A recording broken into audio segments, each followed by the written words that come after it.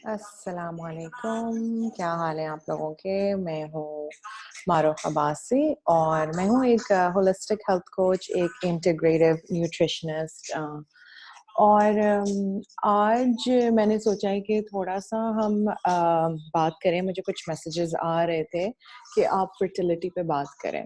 सबसे पहले तो मैं ये बता दूँ कि जो लोग पहली दफ़ा देख रहे हैं मेरे वीडियो को, वो ये जाने कि ये वीडियोज़ मैं क्यों बना रही हूँ।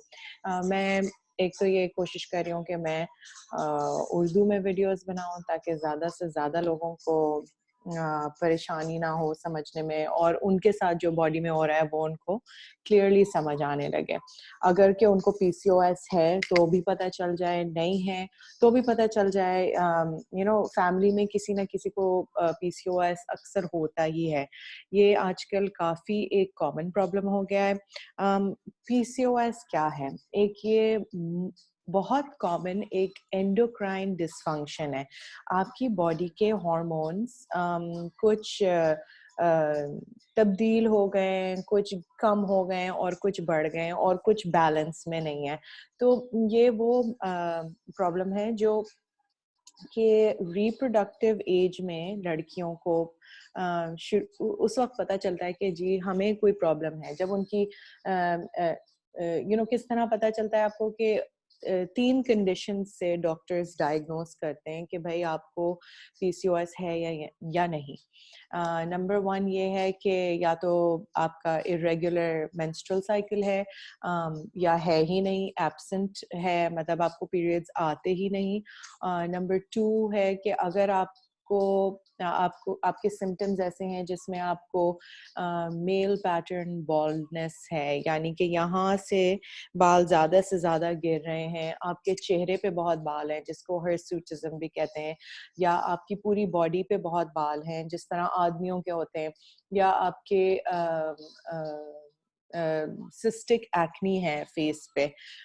ये एक और तरीका है जिससे डॉक्टर्स अक्सर पीसीओएस डायग्नोज करते हैं। और नंबर 3 ये है कि आपका डायरेक्ट अल्ट्रासाउंड करते हैं और उसमें वो बताते हैं कि भाई अगर आपकी ओवरी में सिस्ट्स हैं या नहीं। अब ये होता है कि ज़रूरी नहीं है कि जिसको पीसीओएस हो उसकी सिस्ट्स में ये ऊपर बाहर सिस्ट्स हों या नहीं, जो कि पानी की थैलियाँ कहलाई जाती हैं, फॉलिकल्स होते हैं। और बेसिकली आपके जो एग्स हैं आपकी ओवरीज में, वो मैच्योर नहीं हो पाते, तो वो एक फॉलिकल्स ही बनते रहते हैं। अच्छा, सिम्पटम्स सिम्पटम्स की बहुत बड़ी एक वाइड रेंज है। उसमें सिम्पटम्स शुरू होते हैं जी, मतलब शुरू क्या होते हैं, बहुत लड़कियों को मुख्तलिफ सिम्पटम्स होते हैं। उसमें मूड स्विंग्स होते हैं, उसमें डिप्रेशन होता है, हार्मोनल इम्बैलेंस होते हैं, आपका वेट फ्लक्चुएट करता रहता है, कभी आपको बहुत ज़्यादा आपका वेट गेन हो जाता है। गट इश्यूज होते हैं like IBS, like acid reflux, leaky gut, gastro, इस टाइप के इश्यूज बहुत ज़्यादा होते हैं। हेयर फॉल होता है और जैसे मैंने कहा हिर्सुटिज़म होता है, चेहरे पे बहुत मोटे-मोटे बाल निकलते हैं आदमियों की तरह। स्लीप एपनिया होता है, इंसोम्निया होता है और बहुत सारे लोगों को डिफरेंट चीज़ें होती हैं। ऑटो इम्यून भी इससे लिंक्ड है। वो तो थायराइड का भी प्रॉब्लम हो जाता है, या थायराइड का प्रॉब्लम पहले होता है, पीसीओएस बाद में हो जाता है। अगर जहाँ तक हम बात करें कि जी कब ये डेवलप होता है, तो कभी-कभी जब औरत प्रेग्नेंट होती है तो उसकी उसकी जो कंडीशन होती है उससे भी बच्चे पे अफेक्ट होता है। तो यानी कि अगर वो एक बेबी गर्ल कैरी कर रही है अपने वोम में, यानी कि वो एक लड़की की माँ होने वाली है, तो उसकी अपनी हेल्थ से उस बेबी की हेल्थ पे बहुत फ़र्क पड़ेगा। तो कभी-कभी तो वो ऐसे ही पास डाउन होता है माँ से। और बहुत सारे उसके दूसरे फैक्टर्स भी होते हैं, शायद एनवायरनमेंट ठीक नहीं हो, शायद टॉक्सिक एनवायरनमेंट हो, प्लास्टिक्स, या फिर मदर की कोई डिफिशिएंसीज़ हों। और दूसरी लड़कियों में कभी-कभी एज 7 से भी पता चलना शुरू हो जाता है कि भई जब इनके हार्मोन्स बैलेंस नहीं हो रहे होते तो बच्चा बच्चे लड़कियों का पहले पता चल जाता है कभी कभी, अगर उनको उसी वक्त के कुछ सिम्टम्स शुरू हो जाते हैं प्यूबर्टी से पहले भी। और कुछ लड़कियों को उस वक्त पता चलता है जब उनके पीरियड्स आते हैं और सही नहीं आते।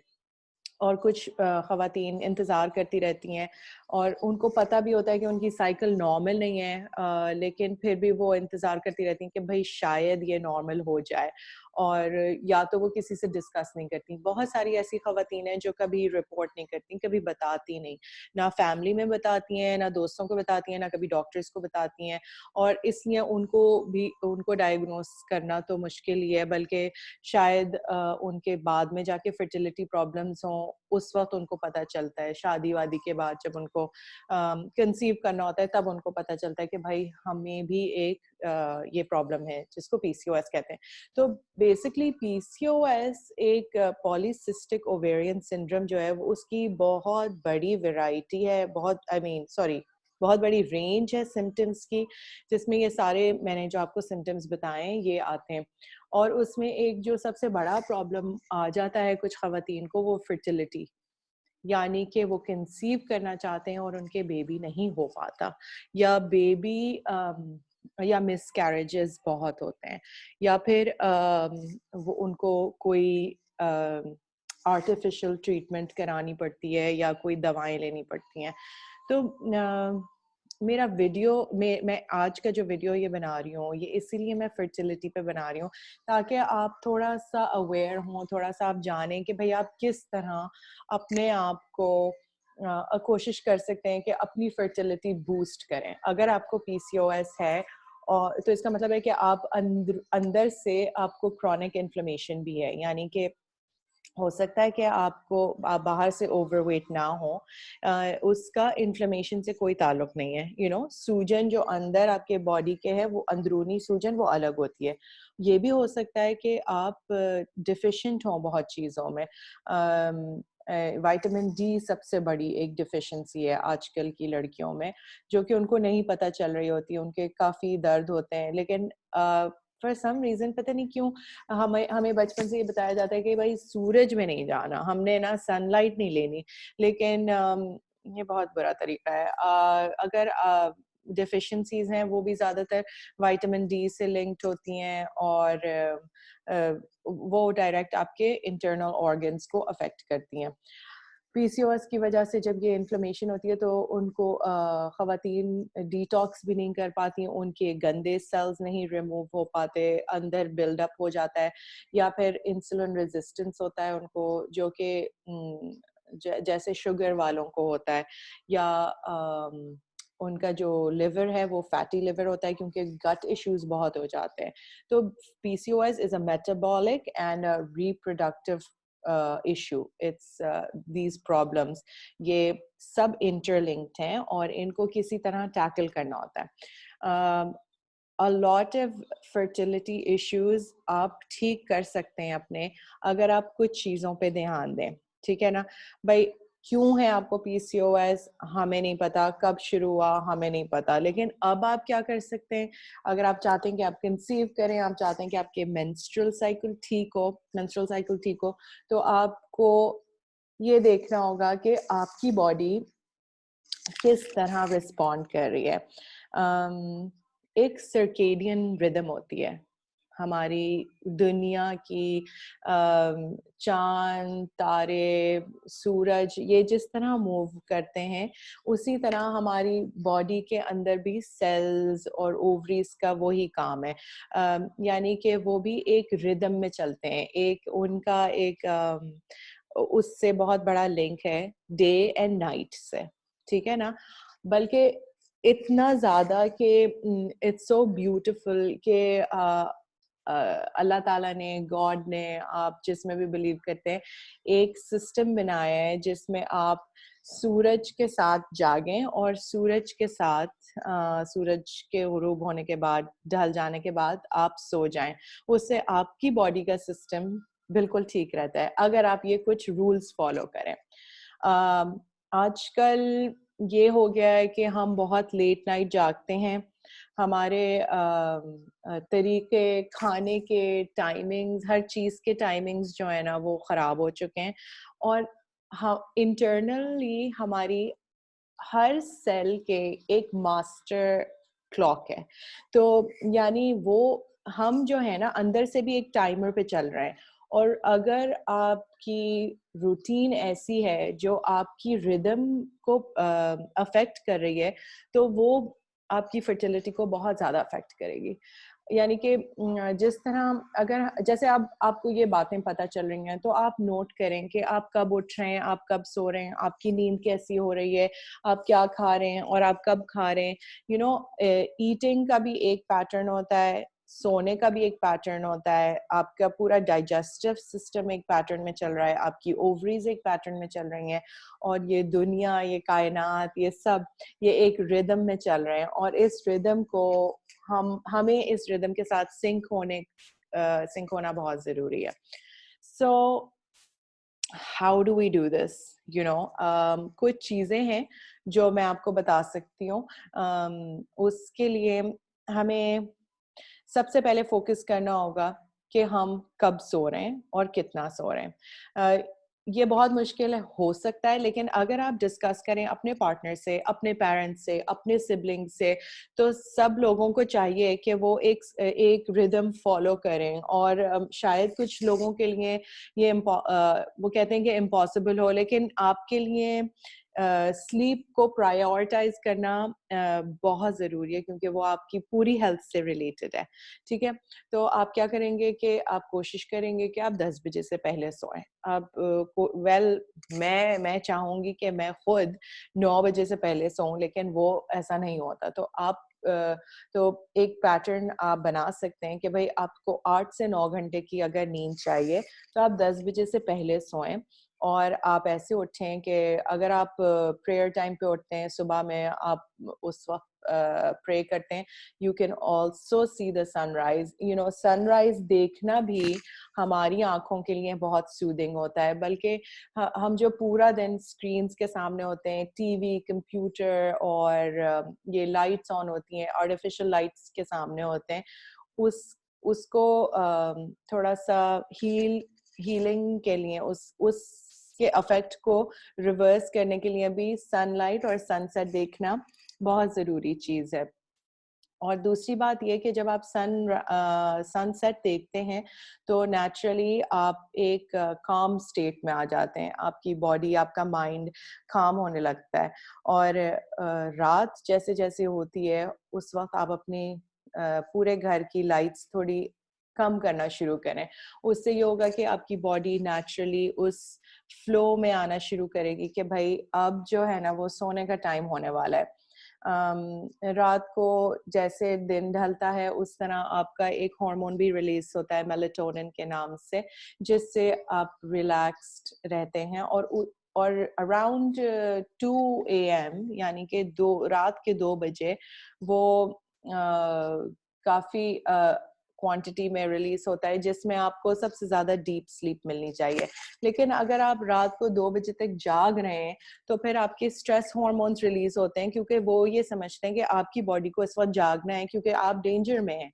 लेकिन ये सब चीज़ें जो है ना, ये आपकी बॉडी को कन्फ्यूज़ कर रही हैं और प्रॉब्लम में ला रही हैं। सो क्या करना चाहिए हमें? सबसे पहले हमें ये करना चाहिए कि हम अपना स्लीप पैटर्न ठीक करें, और जो एक नेचुरल, एक ब्यूटीफुल एक रिदम है, हम उसको फॉलो करें, जो हमारे लिए बनाई गई है।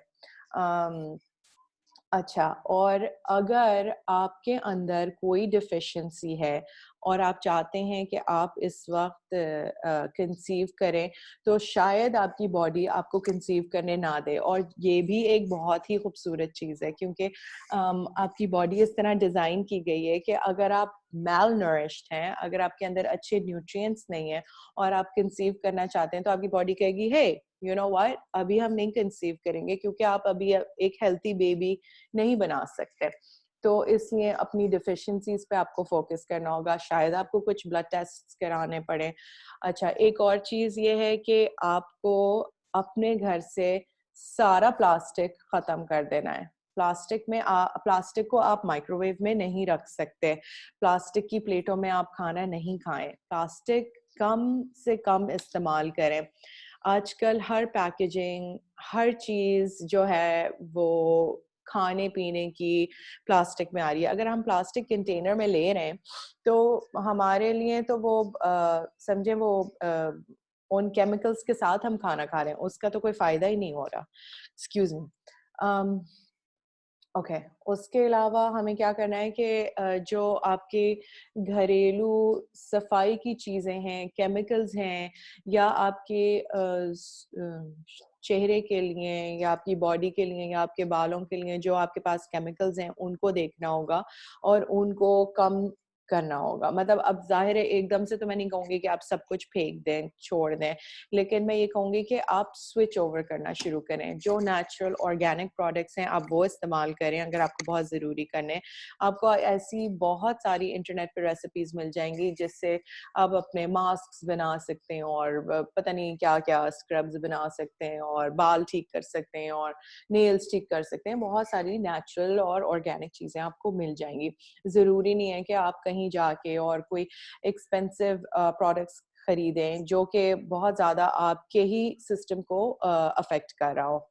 तीसरी बात ये कि जिस तरह हम सोते हैं ना, उसी तरह हमें सोने का जिस तरह हमें ख्याल रखना है, उसी तरह हमें खाने का भी ख्याल रखना है। आप कब खा रहे हैं?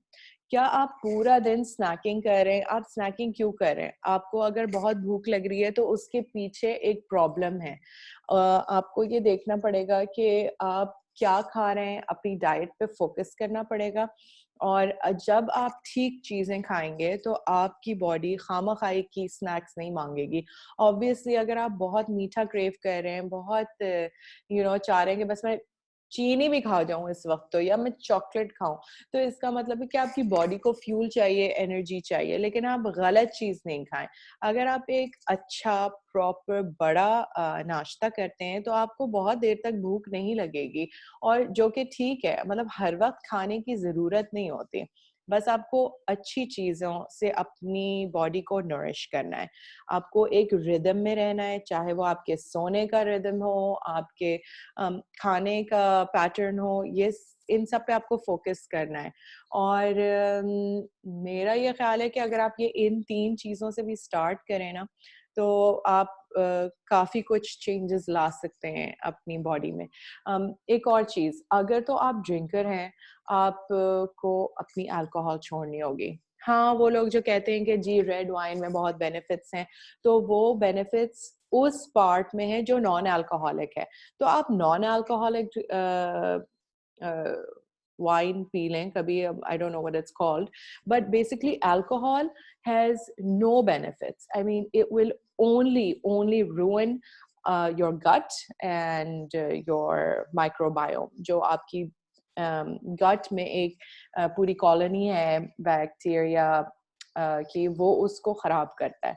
सो अच्छा, अब कंक्लूजन में आप किस तरह, अगर आपको लिस्ट मैं करके बताऊँ, तो मैं आपको कुछ चंद चीज़ें बताती हूँ जो मैंने यहाँ अपने नोट्स में लिखी हैं, कि आप किस तरह स्मॉल चेंजेस लाके और थोड़ा-थोड़ा अपनी फर्टिलिटी को बूस्ट कर सकते हैं। सबसे पहले ये है कि आपको होल फूड्स वाली डाइट खानी होगी। मतलब होल फूड्स तो यानी कि मैं ये नहीं कह रही हूँ कि आप कहीं से एवोकाडोज़ इम्पोर्ट कराएँ, आप लोकल खाएँ, सीज़नल खाएँ।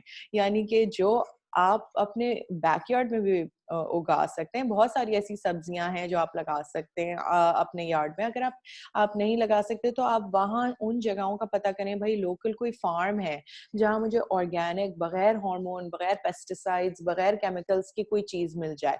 आप देखेंगे उनके पास कैसी चीज़ें आपको मिल सकती हैं और जब आपको मिलेंगी तो आप काफ़ी सरप्राइज़्ड होंगे कि उन चीज़ों में और जो बाहर केमिकल वाली चीज़ों में, उनमें बहुत फ़र्क है। बहरहाल अगर आपको फ़र्क ना भी नज़र आए, उनकी न्यूट्रिएंट्स में बहुत फ़र्क है। कोई चीज़ प्लास्टिक की नहीं रखें, कोई चीज़ प्लास्टिक की नहीं इस्तेमाल करें, स्टोर करने के लिए भी नहीं, खाने के लिए भी नहीं। और दूसरी बात, फाइबर बढ़ाएं अपनी बॉडी, अपने खाने पीने में। जो हम दालें खाते हैं, बीन्स खाते हैं, ये सब बहुत अच्छी चीज़ है, लेकिन वेल सोक्ड होनी चाहिए। ओवरनाइट आप इनको सोक करें। भाई आपको कल चने की दाल बनानी है तो आप आज रात को ही उसको भिगो दें, 2-3 दफा उसको वॉश करें ताकि उसके ऊपर भी जो भी चीज़ लगी हुई हो वो निकल जाए, और फिर उसको वेल कुक करें। कच्ची कच्ची दाल किसी को भी नहीं पसंद वैसे। तो उसका तीसरी चीज़ ये है कि आपको जो भी सीजनल फ्रूट्स हैं वो भी इंक्लूड करने हैं अपनी डाइट में। लोग कहते हैं भाई जी शुगर हाई हो जाएगी, मेरा गला खराब हो जाएगा। भाई ऐसा कुछ नहीं होगा। अल्लाह ताला ने, गॉड ने, नेचर ने आपको एक सीजन में फ्रूट और वेजिटेबल्स इसीलिए दिए हैं कि वो उस सीजन के लिए बेनिफिशियल हैं। तो ऐसा कुछ नहीं होगा, ठीक है। तीसरी बात, आप हर वक्त कुछ नहीं खाएं। जरूरी नहीं है कि हमारा मुंह हर वक्त चलता रहे। पानी पीना शुरू करें।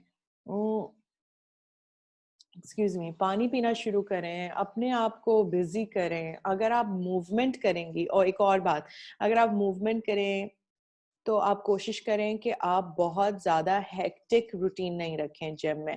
आप शुरू करें कुछ वॉकिंग, बाइसिकलिंग, डांसिंग, रेजिस्टेंस ट्रेनिंग, अपनी बॉडी को जो यूज़ करते हैं रेजिस्टेंस के लिए, योगा से। Slow movement exercise most beneficial है हमारी बॉडीज़ के लिए, जिनको पीसीओएस है या जो कंसीव करना चाह रही हैं। दूसरी, मैं हमेशा दूसरी बात कहती हूँ मगर ऑब्वियसली उसके काउंट जो है वो बढ़ते जा रहे हैं। सोने पे बहुत ध्यान दें। कब सो रहे हैं भाई, अपना एक माहौल बनाएं, ठीक है।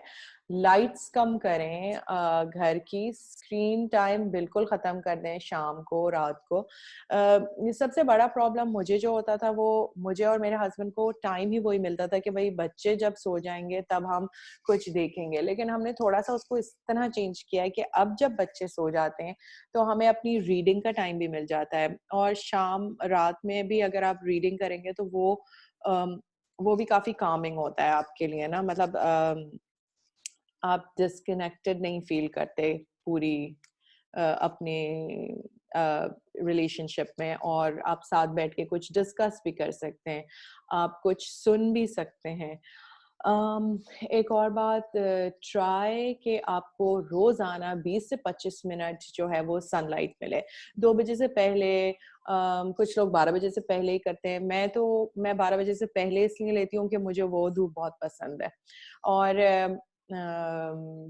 एक और बात ये कि आपको अपने नर्वस सिस्टम पे बहुत फोकस करना होगा, अपने आप को डी स्ट्रेस करना होगा। अगर तो आपके लाइफ में कोई ऐसे मसाइल हैं जिन पे आपको फोकस करना है तो फोकस कीजिए, उसको आप इग्नोर नहीं कीजिए उनका। आप अगर वो आपके कंट्रोल में नहीं है तो आप उनको छोड़ दीजिए, और डीप ब्रीदिंग कीजिए अपने माइंड को, अपनी बॉडी को रिलैक्स करने के लिए। अपनी न्यूट्रिशियस डिफिशिएंसीज, अपनी न्यूट्रिएंट्स की डिफिशिएंसीज देखिए। और बस मैं यही कहना चाहूँगी, इन प्रैक्टिसेस से आपकी फर्टिलिटी बूस्ट होगी, और फिर आप देखिएगा कि आपकी मेंस्ट्रुअल साइकिल वापस आनी शुरू होगी। आप बहुत सारी ऐसी चीज़ें खाना पीना शुरू करेंगी जो आपको, जिसमें मज़ा आएगा जब आप नेचुरल चीज़ें खाएंगे। आप प्रोसेस्ड जंक से, जीएमओ से, आर्टिफिशियल चीज़ों से निकलें। अब ये टाइम आ गया है कि आप अपनी बॉडी पे फोकस करें, जो चीज़ अंदर है, और वही चीज़ आपकी सेल्स को बहुत बेनिफिट करेगी। और प्लीज़ अपने सोने का ख्याल रखें, इसलिए कि हमें पूरे दिन और रात की जो नेचुरल साइकिल है, जो हमारी दुनिया की बनी हुई है, उसको फॉलो करते हुए हमें रहना है, ठीक है। आज के लिए मेरा ये वीडियो काफ़ी लंबा हो गया, but thank you so much for listening. Thank you so much for subscribing, and if you haven't subscribed then please do share the video, and thank you so much. I'll see you soon. Allah Hafiz. Thank you.